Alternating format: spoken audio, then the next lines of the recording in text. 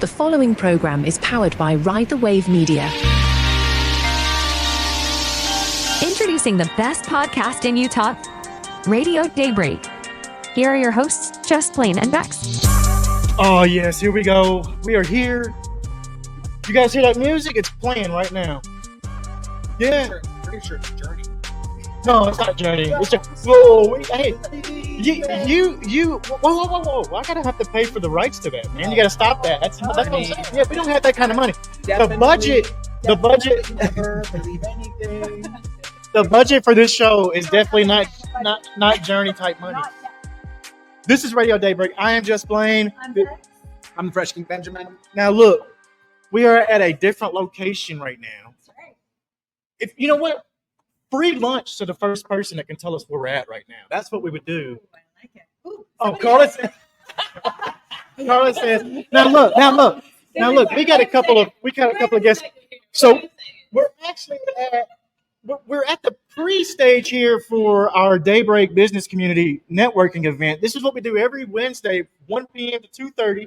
We're at Harmon's right now. Yep. We're going to be there for another month, right? Another month. Yeah. Did we check with Rachel? We got to check. She's going to come up and join us here in just a little bit. Beautiful. That's going to be awesome. If you need anything else from Radio Daybreak, it's at Radio Daybreak across the board, all the social media. Speaking of Daybreak, we got something big coming this weekend. We do. I'm launching a comedy pop-up show at Biscott's Cafe up on Lake Avenue. It's going to be rad. We can only seat 69 people, and we've already sold 60 tickets. Ooh, so there's 9 tickets left. 9 tickets left. 9 people get to come. There's a couple people in here. We're going to sell it out by the end of the day. If we don't sell it out by the end of the day, that's going to be wild. I think it will. It'll go. It's going to go. You know what? If it sells out, maybe they just start buying tickets for the next one because there'll have to be another one. If it sells out, which it's going to, I'm going to start doing weekly shows. So we're going to have comedy in Daybreak every week through the spring and summer. It's going to be rad. All right. Are you going to give us a little teaser about what to expect? About what to expect? Well, there's going to be some family-friendly nights. Okay. There's going to be some family-not-friendly nights. Okay. There will be in a whole range of comedy from the pure and innocent to the vulgar and offensive. I love it. I love the vulgar and offensive. Covers everyone's bases. Yeah, everyone gets covered. Well, look, let's get out of here and get to our interview for today. We got to start our meeting here, the DBC. Don't forget about that. We've also got a field trip coming up Friday. Yes, R5 Homes. We're going to go down there and have a workshop for the DBC. Yep. Lots more announcements coming up for that. Sarah Ziroll is our guest. I don't know much about her, so I'm gonna have to look into her and see what it is. She's awesome. So let's go over to that interview. All right.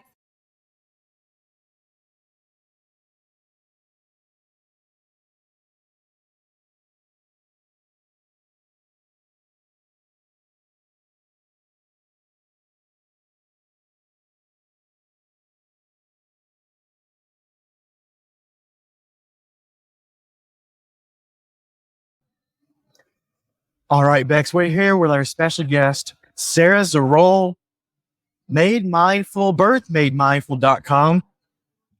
I started looking at this website, Sarah, and I love what I see. So I want to hear more, though, because we hear about a doula out there, but there's more to it in that. So tell us more about what you do in that realm for others to be. Thank you so much. I'm excited to be with you. And I want to share a little bit about Birth Made Mindful and how it came to be. It's a little bit of a combination of life coaching and birth coaching. I realized as I was preparing for my own labors and deliveries that there was so much that was required mentally, that there was no way that you could have a third party like your doctor or even your doula who could be in charge of a lot of the work that's necessary for a joyful birth. All of that I felt needed to come from within, from preparation, spiritually, emotionally, and mentally. And so I kind of used some elements of life coaching to then help mothers prepare for their labors. Oh my goodness. I love that. And I mean, we talked a little bit about this, Sarah. You were one of our special guests on our International Women's Day podcast that we did earlier in the month. And I love what you said with that because not a lot in my experience of having 3 deliveries, 4 kids, because I have twins, not a lot went into mindset and, being there for the mom. It's kind of like, okay, here we are. It's a medical procedure. Not a lot of that goes into mindset and strength. And I love that what you teach about that and how empowering that is. Well, and that's exactly where I found a lack of resources. I was able to find, different providers who could offer a more physiological birth, or they could help you to, like maybe not have all of the interventions that might be offered if you're at a hospital. But what I wasn't finding was a lot of people who were teaching you how to prepare and how to get ready for birth yourself.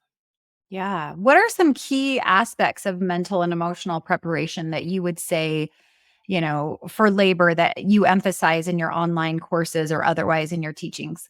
A few of the elements that I love to teach families, one of them is facing your fears, recognizing that there are many unknowns when it comes to labor, and it's not inappropriate to have contingency plans, to know everything that there could be to know so that you feel prepared if an emergency happens or if something does not go according to plan.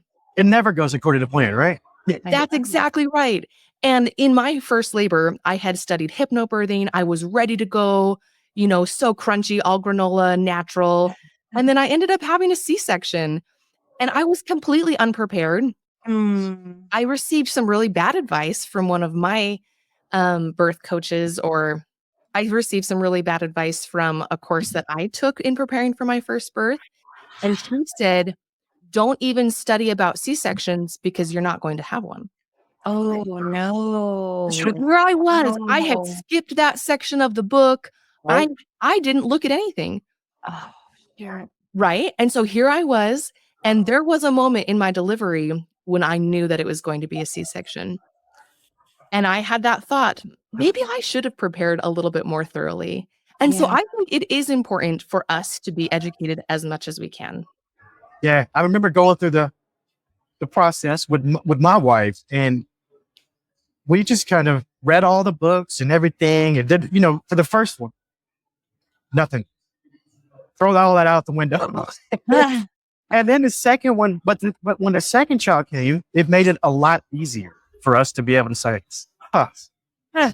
be ready for anything. Don't just get ready for that. Don't get ready for that. Don't plan this. Plan it all. Basically, it was Prepare. I really wish we'd have had somebody like you to reel us back in and help us focus some of that. So I love some of the stuff you're saying here. This is a messy job though. Like honestly, it's there's a lot that goes into this. What made you want to do this for other mothers? Like why you? Because I had researched so extensively in my own labors. So after my first C-section delivery, I knew that I wanted to try for a VBAC, or a vaginal birth after cesarean, and was working really hard, listening to the podcast, reading the books, speaking with people who had experiences themselves. And I thought that my provider was supportive, but 3 days before my baby's birthday, she mentioned that she would not be able to support me in a vaginal birth, but could schedule my C-section. Oh, And because I had been studying so much, I knew that the provider worked for me. I knew that I had choices. I actually left her practice. I found a midwife. I delivered my baby in a birth center. But that also meant that I had some different obstacles that I was facing because I wasn't prepared to deliver unmedicated. I had to spend the next few days trying to prepare because now I didn't have a fallback. If I wanted any pain medication, we would have had to transfer back to the hospital, who had just essentially dismissed me because of the mode of delivery that I was seeking. So in all of my experiences, I realized there are other people who do not feel empowered enough to make these decisions. Yeah. They would just say, "Oh, is that what my doctor's telling me? I'll go ahead and say yes." Well, and for the listeners that maybe have not had babies, explain what a VBAC is and why that could have challenges, why your doctor just said, "Oh, I'm not doing this." If you would dive into that a little bit. Oh, absolutely. So one of the reasons that medical providers might be less supportive of a VBAC is because of the risks. a lot of times a provider will mention the risk of uterine rupture. So after you've had a C-section and you've been cut, there is what they say double the amount of risk that it would happen to you. Now, that risk is still minuscule in comparison, but because the research and the statistics show that it's doubled, and we're talking like from, 0.8 to then 0.16 type of a doubling. But a lot of people will be concerned about that. One of the other things I try to really help people find when they are getting ready for labor and delivery is trying to separate the element of time. So we are in a world now where if you haven't delivered your baby by 40 weeks, there's something wrong. And that's not the case. I like to think about it as if you're running a marathon. There's 26.2 miles in that race. And if you're going to cross the finish line, you have to make it beyond 26.2 miles. So when you are delivering your baby, 40 weeks to me seems like the minimum amount of time that we should be expected to labor. And yet, because there's more elective inductions taking place, people expect you to have had your baby by 40 weeks. That brings up a very good point, because there's complications associated with, induction and giving birth before that little one and your body is ready.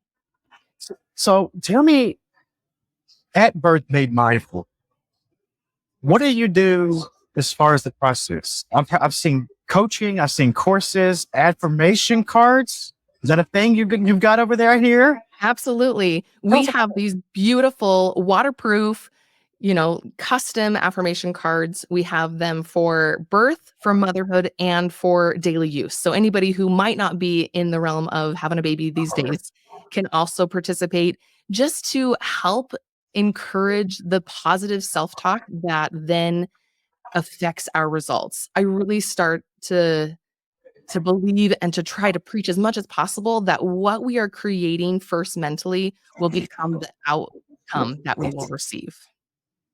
Love that. I love that. And that's it. You can book you at birthmademindful.com. It's on the screen right now if you're watching us. Birth Made Mindful. Our guest is Sarah Ziroll. Am I saying that right? I've always thought my tongue's a little bit different because I came from the South. I lived in LA for a decade, so you don't never know where I'm from. But I did. The mother-in-law, she always says, not the bun, but the roll. Oh, I like that. I like that. So I hear you're an author too. I want to hear something about these kids' books you've got out there, and why did you write these? Like, what motivated you? Yes. I'm in the process of working on 2 different books. One of them is the manuscript of Birth Made Mindful, diving deeper into what we talk about in the courses, really helping people to prepare for birth. And my tagline is to create the birth of your dreams, really showing that you are in the driver's seat and that you can take certain actions to have a joyful birth and then be on the road to joyful motherhood and parenthood, fathers included. But I also have written some children's books with the help of my friend Molly. We realize that parents are so often reading to their kids, maybe even every night, that if there was some messages that could be given to the parents, it could be like a double-edged sword. It could kill 2 birds with one stone. I love it. So hold on. So you're not published yet. Let's put it out there. Let's get you published. We're going to get you published. Well, absolutely. Before I say that though, can you read me an excerpt? You got something for us we can hear? I would love to. So essentially the thought is we're sharing these positive messages to parents through children's stories, having a parent and a child work together to overcome an obstacle, or helping us kind of like take a different stance on, some of the elements that are really challenging for parents as we are going down this journey and this road of transformation. So this is one of the cute little stories in our pregnancy collection. So it says, Clara the caterpillar munched and munched. She was hungry. She was hungry for lunch. Why was she so ravenous? Change was underway. She would become a butterfly 2 weeks from today. From her chrysalis, she later emerged. Her transformation was complete. She had new curves. She had new colors. She had new wings. She had new long antenna things, but with all things new, she was unsure. To reshape made her feel insecure. She could flutter up high hundreds of feet. She could now sip nectar, a tasty treat. She could lay eggs and become a mother, a calling that was like no other. She was still getting used to her new frame. Would she love her new body the same? Then she saw a reflection so rare. Her reflection, she was beautiful beyond compare. Though her body changed, it was vital to know all bodies are meant to change and grow. Oh, You know what? that got me teary. I was right when I said we're going to get you published before I even have. Yes. I think that's fantastic. Oh Well, man. that's the road that we hope that might happen as we're putting it out into the universe. I've submitted to a couple of publishers, but of course, as everybody knows in that world, I haven't heard back. I know some Saying publishers. it's a long road, so we need the help of the universe. Yes, Publishers. we've got Blaine and I have got some connections. Let me see what we can do, because I know some publishers. I love that book, and it's full circle for you. Why not write kids' books when you help? Bring them in. Yeah. I So love this is it. just one of the little stories. We have about 20 that could either be published as a collection or independently. We're thinking just like the most adorable illustrations to go along. But this type of positivity that just really like it touches your heart, it makes you realize that there's a greater level of depth and grace that is required as women, as fathers are becoming Mhm. dads, like this whole Oh, sure. transformation is so deep that the resources and the support that's needed, we got to get it out there. That's really what it's all about. Sarah, so wonderful to have you on the show. I want to wrap up with one last quick question. And what advice would you have for mothers in terms of preparation, accessing resources, finding community support, things like that? Oh, thank you for that question. That's wonderful. I think the first thing that I would advise is to find real life friends, family members, communities that can help be your support system. Of course, we do offer courses online, but there's nothing like real life sisterhood and support to help you in this journey, letting you know that you're not alone in the situations that you're going through. I also think that it's important to, just like we were talking about with like planning and preparing ahead of time, knowing that certain things might come about. And when you need lactation support in the middle of the night and you have no idea who to call, if you have placed the La Leche League's phone number in your phone, you will be twice as prepared. You will be excited and ready to reach out for that support. And I've called them many times. Even my third baby, we needed support down that road. So it's not just a first-time motherhood experience of having challenges and needing support. But I also think that just kind of knowing what you're getting yourself into is also one of the realities. Yeah, love that. And if they do want to reach you personally, again, go to your website at birthmademindful.com. It's right here on the screen. Blaine threw that up for us. Thank you, Blaine. Always a pleasure to speak with you, Sarah. You're Yes. so informative. Thank you so much for coming on. I'd love to talk to you again. I want to go more in depth on some of the stuff we heard, because I really Yeah. think you're a great asset to mothers, and I think you could be a great asset to fathers too. I mean, there's a lot of us coming up. We want to know this kind of stuff. We want to be educated on this. 100 years ago, 50 years ago, they didn't care. It wasn't that they didn't care. It was just a different society. It was a different world. People looked different. Not anymore. We want to know this kind of stuff. Talk to the fathers, talk to the mothers, get us all involved. I'd love to talk to you more. Thank you so much, Sarah, for coming on with us. Thank you so much for having me. Come reach out to us, join our community on social media. We also have a scholarship program if people are willing and able to help us to provide these resources to others who are not financially able to do so. So that's on our website as well. Oh, yeah. Great interview with Sarah Ziroll, birthmademindful.com. You know a little more about her now. I do. I didn't at first. I was like, hey, what is this? What is this? Now listen, one more time. Biscott's Cafe, Fresh King Benjamin hosting a DBK. DBK. What's that stand for? It's Daybreak. I love that. It's I love Daybreak that. without the trademark. And look, exactly. So we'll be there Friday night. We'll be there every week. We're gonna keep on with more events coming up. We're about to kick off this meeting again. catch you guys soon, right? At Radio Daybreak. And if you want tickets to the show, just what? Just follow me on Instagram at Fresh King Benjamin. There it is. It'll be the best spot. We'll see you guys. Thank you. What?